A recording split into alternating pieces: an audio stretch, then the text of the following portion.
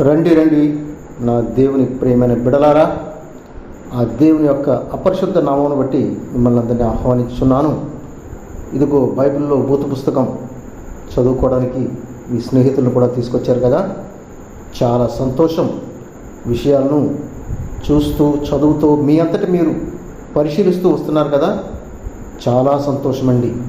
మరి ఈరోజు పరమగీతము 2వ అధ్యాయము 5వ వాక్యం నుంచి 8వ వాక్యం వరకు కూడా, అంటే 9వ కూడా వస్తుందేమో, 4 వాక్యాలు ప్రతిరోజు మనం చూసుకుంటూ వస్తాం కదా.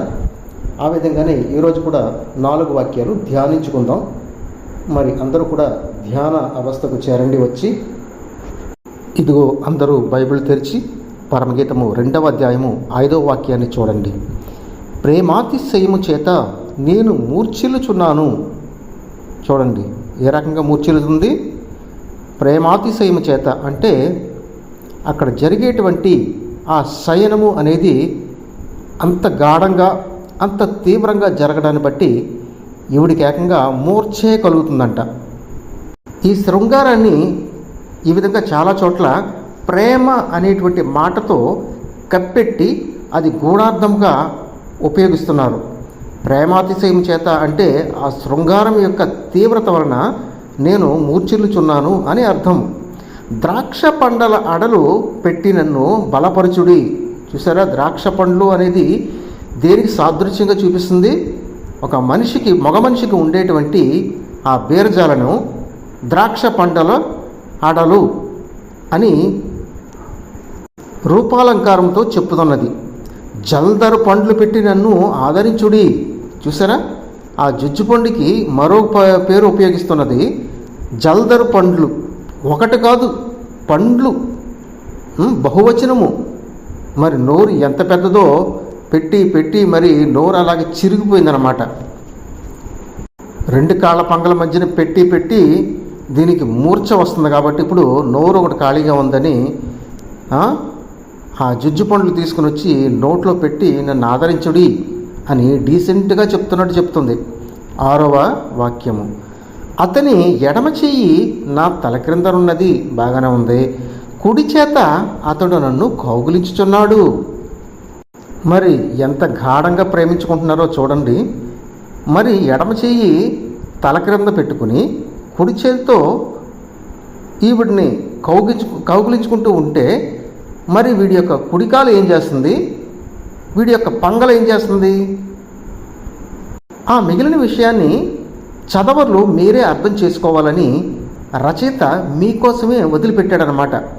అప్పుడు అక్కడ ఉండేటువంటి రోట్లో ఈ రోకలను పెట్టి దంచుతున్నాడు అనమాట. అదేనమాట మీరు అర్థం చేసుకోవాల్సిన విషయాన్ని. ఆ విధంగా మీరు అర్థం చేసుకోవాల్సిన విషయాన్ని మీకే వదిలివేశాడు రచయిత. ఇప్పుడు 7వ వాక్యము చదువుకుందాం. యెరూషలేము కుమార్తెలారా, పొలములోని ఇర్రులను బట్టి లేళ్లను బట్టి మీ చేత ప్రమాణము చేయించుకొని. చూసారా, వీళ్ళకి చీటికి మాటికి పొలాల్లో తిరగడమే, ఆ ద్రాక్ష తోటల వనాల్లో తిరగడమే, పచ్చని బయళ్ళు ఉన్న చోటని తొంగోవడమే. ఎంతసేపు 24 గంటలు వీళ్ళకి ఇదే పని. పొలంలో ఇర్రులను బట్టి అంటే ఏదో ఒక జంతువుని చెప్తున్నాడు. లేళ్లను బట్టి మీ చేత ప్రమాణం చేయించుకుంటున్నాను. ఎందుకు అంటే ప్రేమ ఇష్టమగు వరకు. ఆ ప్రేమ అని ఉపయోగించే ప్రతి చోట కూడా వీరి యొక్క శృంగారాన్ని చెప్తున్నాడు అనమాట. వీళ్ళు శయనించామని చెప్తున్నాడు. చూసారా, ఆ కార్యం అక్కడ జరుగుతుంది. అక్కడ ఆ ప్రేమ ఇష్టమగు వరకు మీరు లేపకయు కలతపరచకయు ఉండుడని మిమ్మును బ్రతిమాలు కొనుచున్నాను. చూసారా, మేము పనిలో ముమ్మరంగా ఉండేటప్పుడు దయచేసి మమ్మల్ని డిస్టర్బ్ చేయకుండా, మా పని పూర్తిగా దాన్ని మేము పూర్తిగా అనుభవించే వరకు, మేముగా లేచి వచ్చే వరకు మమ్మల్ని దయచేసి లేపొద్దు అని ఆ జంతువులను బట్టి ప్రమాణం చేయించుకుంటుందంట. అంతేకాదు బ్రతిమాలు కొనుచున్నాను. చూసారా, చెప్పి చెప్పి విసుగెత్తిపోయి ఇప్పుడు బ్రతిమాలుకునే స్థాయికి వచ్చేసింది. 8వ వాక్యము, ఆలకించుడి, నా ప్రియుని స్వరము వినబడుచున్నది. అదుగు చూసారా, ఇంకా తిరిగి గంట సేపు కూడా కాలేదు, ఇదిగో ఆ ప్రియుని స్వరం వినిపిస్తుందంట, ఎక్కడున్నావు అంట ఎత్తి పట్టుకుని, చేత్తో ఎత్తి పట్టుకుని వచ్చేస్తున్నాడంట. ఇదిగో అతడు వచ్చుచున్నాడు, గంతులు వేయచ్చు, కొండల మీదను ఎగిసి దాటుచు మెట్టల మీదను అతడు వచ్చుచున్నాడు. మరి కసిగా వచ్చేస్తున్నాడు అనమాట. చేతిలో రోకలోటు పెట్టుకుని ఎక్కడ అంట. చూసారా, వాళ్ళు కనీసం పడుకుని లేచి ఒక స్నానం కూడా చేసుంటారో లేదో, ఒక భోజనం కూడా చేసుంటారో లేదో, అంతే వెంటనే ఆయుధాన్ని చేతిలో పట్టుకుని వాడు వచ్చేస్తున్నాడంట, కేకలు పెట్టుకుంటూ, బొబ్బలు పెట్టుకుంటూ.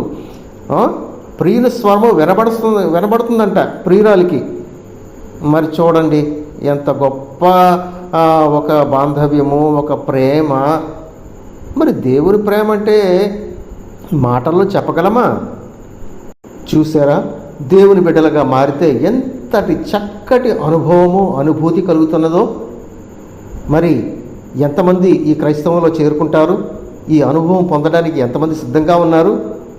సిగ్గులేని జన్మలారా. సరే, ఇవాళ ఈ పాఠము ఇంతటితో ముగించుకుందాం. మిగిలిన పాఠాన్ని రేపు చూసుకుందాం. మంచిదండి. మరి దేవునికి స్తోత్రాలు.